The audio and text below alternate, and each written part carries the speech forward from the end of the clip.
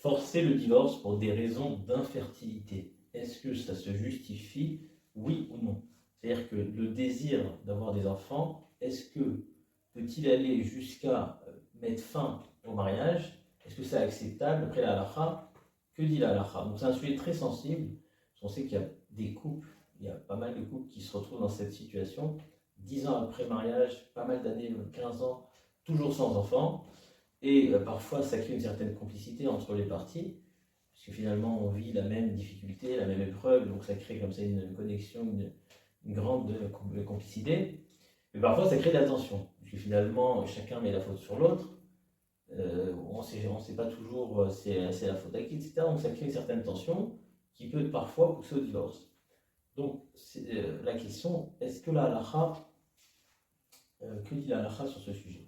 Alors déjà, ce qu'il faut savoir, c'est qu'au niveau de la Gemara, on nous dit qu'un homme qui est resté 10 ans sans avoir d'enfant, kofin les garcha, le beddin force, oblige cette personne à divorcer. Vous savez que mitzvah peria verivia, c'est une des mitzvot les plus fondamentales. D'ailleurs, c'est la première mitzvah des 613 mitzvot, et c'est une mitzvah essentielle, c'est une mitzvah fondamentale.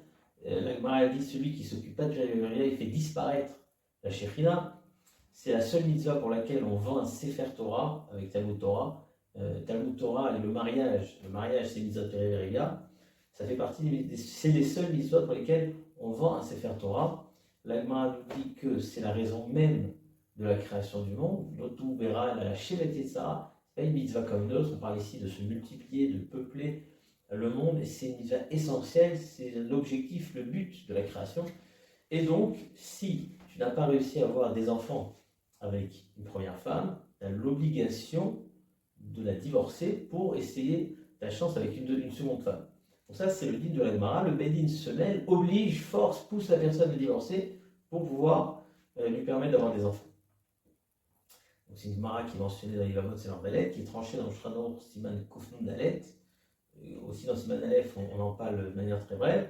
Donc, c'est le din de la Gemara. Alors qu'est-ce qu'il en est au niveau de la réalité? La réalité, ce qu'il faut savoir, c'est qu'il y a un rivache, géant, rivache 14e siècle en Algérie, qui nous dit déjà, donc qui est mentionné dans le Ramas Siman Aleph, Ibn Ezer, qui nous dit qu'aujourd'hui, on a arrêté avec tout ça, on ne contraint pas un couple, on ne va pas forcer, on ne va pas s'imposer sur un couple pour le forcer à divorcer.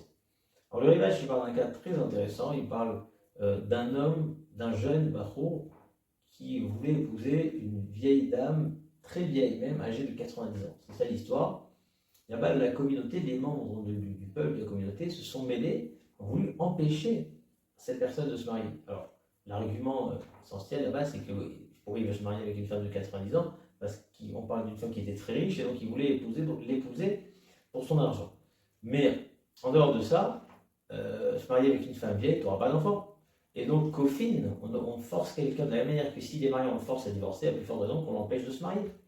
Et donc, le rivage est très intéressant. En tout cas, la fin, la conclusion du rivage, c'est que c'est vrai qu'on devrait, théoriquement, d'après la loi stricte, il conviendrait de stopper, de bloquer cette personne de se marier.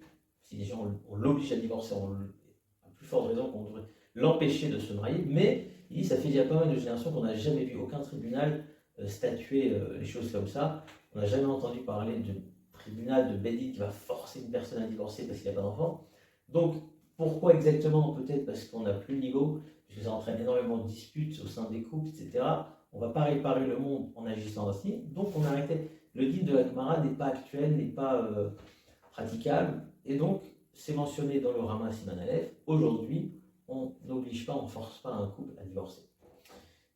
La question qui se pose, c'est ok, c'est-à-dire si on parle du bedding qui va forcer la personne, on a compris que non. Mais est-ce que la personne elle-même, si elle veut bien faire, si elle veut agir selon la lacha, selon la gemara, selon la parole de nos sages, est-ce qu'elle se doit, par rapport à elle-même, de divorcer? C'est-à-dire qu'elle est mariée depuis un certain nombre d'années, elle a compris qu'avec cette femme, elle ne pourra pas avoir des enfants. Donc cette personne se dit, bah, écoutez, Peria Verivia, c'est une mise essentielle de la Torah, je ne peux pas passer à côté, ma femme elle est gentille, etc. Laissez-moi divorcer pour pouvoir tenter ma chance avec une deuxième femme. Donc ça, c'est une question essentielle.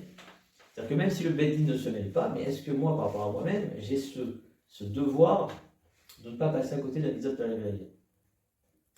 Alors, donc, le rivage nous dit que si la personne veut, évidemment, de la manière, à partir du moment où, d'après la Torah, elle aurait dû divorcer, sauf qu'on ne peut pas avancer, si elle-même veut, enfin, si les deux, par exemple, si les deux conjoints se mettent d'accord, ils veulent bien divorcer, ils peuvent divorcer totalement. Par contre, ce qui est intéressant, ce qu'il faut savoir, c'est que à partir du moment où il faut quand même comprendre que tu vas tenter ta chance avec une deuxième femme, mais c'est pas sûr que ça va marcher. C'est pas sûr que ça va marcher. Si on sait pas, le problème est chez toi, il est chez ta femme, mais admettons même qu'il est chez ta femme. On ne sait pas si avec une autre femme ça va marcher. D'accord? Donc théoriquement, pourquoi ça justifie de divorcer? Alors dès qu'on aura un petit motif qui va poser un doute ou poser une interrogation si ça vaut le coup, là on dira bah t'as plus le devoir de divorcer. Par exemple, dans la halakha le Pitrei Shuvah, il nous parle d'un Mishab à Cohen au nom du Shud Bigdei Keuna, Siman Kuf Dalet Pitrei Shuvah Seif Katan Kavzei. Il nous parle d'un cas d'un homme qui était marié avec une femme, et donc il dit moi j'ai pas envie, ça fait 10-15 ans que j'ai pas d'enfant, mais je veux pas la divorcer. C'est une femme Yirat Shamayim, c'est une femme qui me permet d'étudier parce qu'elle s'occupe de tout. En plus, moi je suis un peu malade et elle prend sur elle de s'occuper de moi, etc. Donc il parle de pas mal de choses là-bas. La tchouva elle est intéressante. Et donc le Bigdei Keuna il dit bah, dans ce cas-là, tu n'as pas le devoir de divorcer ta femme. Tu n'as aucun devoir. Alors il parle de plusieurs choses, il rentre au début dans l'histoire de. Oui, puisque la Gemara, il y a une Gemara intéressante qui nous dit que si par exemple ce couple il habite en Khutz La'aretz, alors là, les 10 ans, on ne les compte pas. Parce que la source des 10 ans, c'est Abraham avec Agar, Agar et Sarah. Donc Sarah a fait rentrer Agar après 10 ans. Et la Gemara dit oui, mais 10 ans à partir du moment où elle est arrivée en Eretz Kenan. Pourquoi? Parce qu'en Khutz La'aretz, ça suffit, ça compte pas. Pourquoi? Parce que si en Khutz La'aretz, tu n'as pas d'enfant, on peut mettre ça, on peut faire dépendre ça du fait que tu habites en Khutz La'aretz, donc c'est pas une preuve. Vous voyez comment chaque petite chose qui peut nous défaire le fait de croire que ça ne marche pas, le mécanisme il ne fonctionne pas, chaque petite chose qui peut nous défaire de ça, on se fie là-dessus pour ne pas divorcer. Par exemple, tu habites en Khutz-La'aretz, alors ok, ne divorce pas. Donc il dit, d'abord c'est ce couple habitant en Khutz-La'aretz, mais même si on dit comme le roche que Khutz-La'aretz ça ne marche pas, alors quand il est malade, on ne fait pas divorcer, c'est comme c'est écrit dans la fin, ainsi qu'il fait après, et même si tu comme Nimouki Yosef que malade c'est seulement s'il n'a pas de possibilité dans les relations, etc., mais si tu es malade ça ne compte pas, mais s'il a des problèmes d'argent, il ne veut pas divorcer parce que c'est compliqué pour lui, il n'a pas suffisamment d'argent, ça coûte cher aujourd'hui de divorcer entre nous. Donc, ça justifie le fait qu'il ne divorce pas. Donc, vous voyez comment, dès qu'on a un petit motif qu'on peut rajouter, qu'on peut associer en annexe, ça justifie le fait de ne pas divorcer. Et pourquoi? Le Bigdei Keuna, il dit parce que de toute façon, c'est pas sûr que ça marchera avec la deuxième femme. Donc, dès que tu as une petite raison en plus, on arrête. Donc, de manière concrète, c'est assez rare, comme je dirais, un couple divorce. En général, il aura une bonne raison. Il est très attaché à cette femme, il a besoin de cette femme, il a des problèmes d'argent, il a des problèmes de malade, etc. Qui fera que de toute façon, tu n'as pas un devoir sur toi de divorcer. Alors la question, elle est, donc on a parlé du Bedin qui ne force pas, on a parlé, est-ce que nous-mêmes, par rapport à nous, on a un devoir, si nous deux, on est d'accord de divorcer, dans pas mal de cas, on n'aura aucun devoir, dans certains cas, il y aura peut-être, oui, un devoir, comme le rivage le souligne. Le troisième sujet, c'est est-ce que, si un conjoint veut divorcer, l'autre ne veut pas divorcer, est-ce qu'on peut forcer le divorce sur son conjoint? D'accord? Imaginez que le mari pense que le problème est chez la femme. Donc le mari dit écoutez, moi je veux divorcer. Je veux divorcer, moi je veux avoir des enfants, je ne veux pas rester toute ma vie sans enfants. Elle est problématique, je divorce pour me marier avec une autre et ça marchera, il n'y a pas de raison que non. Et vice versa. Alors, où est le problème? Théoriquement, bah oui, je peux forcer le divorce, puisque l'homme peut forcer un divorce de sa femme. La femme ne peut pas forcer un divorce sur l'homme, mais l'homme peut forcer un divorce sur la femme, d'après la loi de la Torah. Sauf que Kherem de Rabbeinu Gershon. Rabbeinu Gershon a institué un décret comme quoi on ne force plus une femme à divorcer. D'accord? C'est tranché dans la halakha, on ne peut pas forcer sa femme à divorcer. Donc d'où la question, oui mais si j'ai pas d'enfant, et je suppose que c'est à cause d'elle, est-ce que je vais pouvoir la forcer à divorcer? Et vice versa. Elle ne peut pas forcer, même d'après la Torah, son mari à divorcer. Est-ce que si elle dit oui d'accord, mais là j'ai pas d'enfant, je veux des enfants. Alors c'est intéressant parce qu'il y a une grande différence entre l'homme qui veut forcer sa femme et la femme qui veut forcer son mari. Parce que l'homme, quand il veut forcer sa femme, c'est pour accomplir sa mitzvah de Piria et Rivia. Et donc, c'est un grand sujet de discussion. Est-ce qu'il peut forcer sa femme? Le Shud Veshav Cohen considère qu'on ne peut pas forcer sa femme. Kherem de Rabbeinu Gershon s'applique aussi dans ce cas-là. Mais le Bet Shmuel dans Siman Aleph c'est Katanzei, le Taz qui fait sortir ça du rivage, encore beaucoup d'autres, la majorité des décisionnaires considèrent que dans un cas de mitzvah comme Piria Verivia, l'homme peut forcer sa femme à divorcer et ne s'applique pas sur cela le frère de Rabbi Gershon, puisqu'on est dans un cas de mitzvah, pour forte raison, une mitzvah comme Piria Verivia. Et qu'en est-il du contraire? La femme ne veut pas forcer son mari à divorcer, ça c'est pas Rabbi Gershon, c'est d'après la Torah. Et est-ce que ça a été permis pour un cas où la femme dit moi je veux des enfants? Alors, ce qui est intéressant, c'est que la femme n'est pas concernée par la mitzvah de Piria Verivia. La mitzvah de Piria Verivia, on est posé que la halakha, comme Tanakama et pas comme Rabbi Yochanan ben Nori, comme quoi elle n'est pas concernée, ne s'applique pas sur la femme, cette mitzvah de Piria Verivia. Donc théoriquement, la femme ne peut même pas demander un divorce pour avoir des enfants, parce qu'elle n'a pas de mitzvah. Sauf que la Gemara, nous avons un grand chidouche à Yevamot, toujours même droit, et c'est tranché dans Even Ezer Siman Kuf Nun Dalet, que la femme peut avoir un argument très intéressant. Elle dit ok, j'ai pas Piria Verivia, mais je veux un enfant, ne serait-ce que pour me supporter, pour m'accompagner dans ma vieillesse, et pour après, à la fin de mes jours, pour pouvoir m'enterrer, etc. Donc, si la femme, elle vient avec cet argument, même si elle ne le dit pas, donc on peut lui dire à sa place, elle a le droit de forcer, elle jusqu'à même forcer le mari à divorcer, et donc il devra divorcer en lui donnant la Ktuva, elle ne perd pas la Ktuva. Donc c'est un cas très rare, parce qu'en général on ne force pas un mari à divorcer. C'est un guet qui a été fait de manière forcée, c'est pas un guet. La femme n'est pas permise, ça fait des mamzerim, c'est très grave, on ne force pas un mari à divorcer. Il y a des cas très très très précis où on permet de divorcer, comme la femme qui dit Maïsalai après le Rambam, ou les cas de Polypous, etc., dans le Mishnato d'Einzei. Et là on apprend un nouveau cas, c'est la femme qui dit je veux des enfants pour m'assister dans la vieillesse et après la mort. Je veux des enfants, si c'est ça son argument, eh bien on force le mari à divorcer et lui payer la Ktuva. Donc en finale, si un des conjoints, que ce soit l'homme pour la mitzvah de Piria Verivia ou la femme pour avoir des enfants dans sa vieillesse, peuvent forcer l'autre conjoint de divorcer. Alors la question qui se pose à partir de là, d'abord c'est qu'est-ce qui se passe au niveau concret dans les bâtés-dînes aujourd'hui quand on a un couple qui arrive dans nous et un veut forcer le divorce parce que l'autre a une impossibilité de fertilité, qu'est-ce que le bâté-dîne accepte? Alors, ce qu'il faut savoir, c'est que déjà dans les années Tafshin Yud, à peu près 1950, il y avait des nouvelles réglementations concernant les permissions comme ça de mariage au sein des bâtés-dînes rabbanim.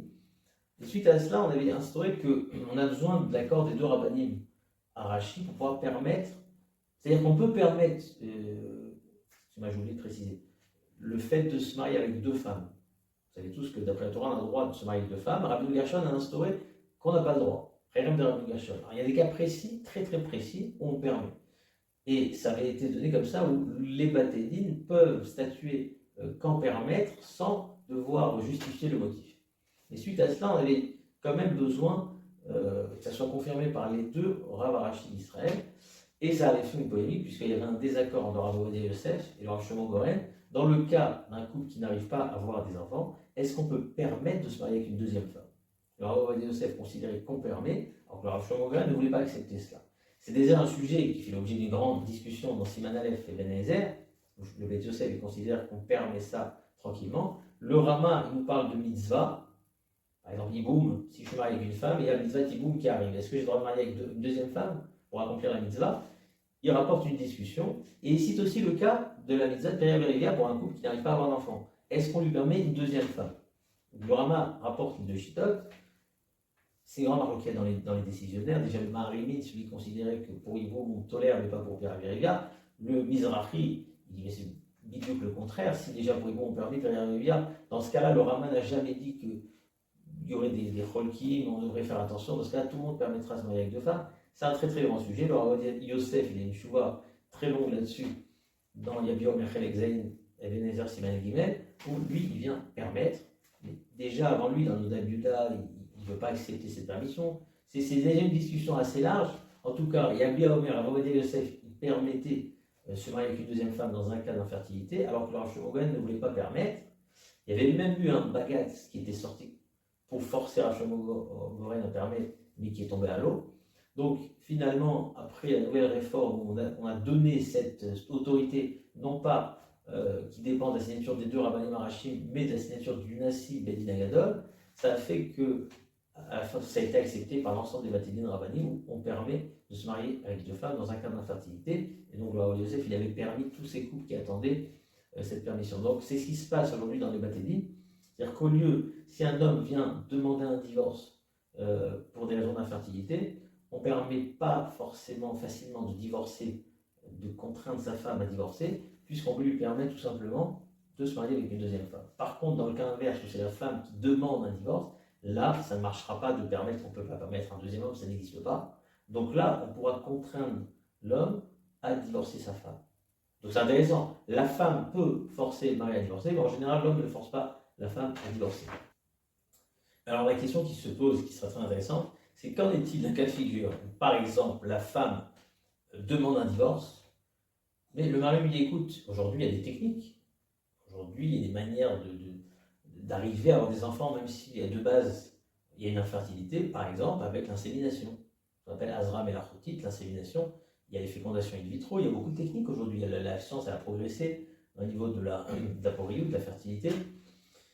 Et donc, pourquoi tu veux divorcer? Moi, je te propose qu'on passe cette pratique d'insémination. Et la femme dit oui, non, mais moi, je ne veux pas entendre parler d'insémination.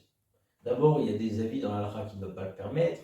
C'est Ashratat Zera Levatala, d'accord? C'est détruire de la semence en vain, etc. C'est un interdit très grave. Je ne veux pas entendre parler. Donc, moi, je demande le divorce. Donc, c'est une question qui peut être très intéressante dans les deux sens. Si un propose une pratique laboratoire et l'autre ne veut pas entendre parler, est-ce que ça justifie le divorce, oui ou non?